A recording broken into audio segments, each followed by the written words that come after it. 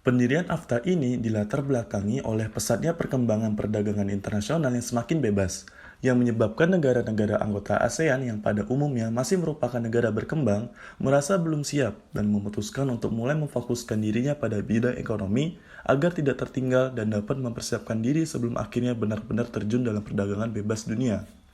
Lalu, kenapa sih perlu adanya AFTA? Jadi, setiap negara di dunia ini membutuhkan negara lain untuk membantu memenuhi kebutuhan dalam negerinya. Dalam memenuhi kebutuhannya tersebut, negara-negara kemudian melakukan hubungan dengan negara lain dalam berbagai bidang.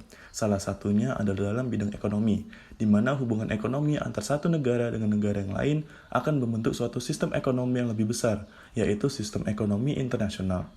Dalam sistem ekonomi internasional yang terus berkembang sesuai dengan perkembangan zaman serta tuntutan perkembangan global saat ini, mulai muncul suatu istilah baru yang dikenal dengan istilah integrasi ekonomi regional.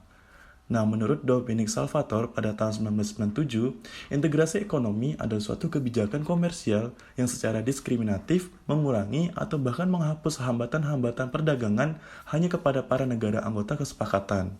Nah, AFTA sendiri merupakan salah satu integritas ekonomi yang berbentuk kawasan perdagangan bebas atau disebut Free Trade Area, yang merupakan bentuk integrasi ekonomi yang lebih tinggi, di mana semua hambatan perdagangan, baik tarif maupun non-tarif di antara negara-negara anggota telah dihilangkan sepenuhnya.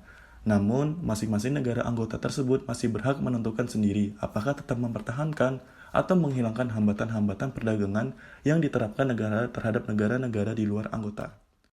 Created using Powtoon.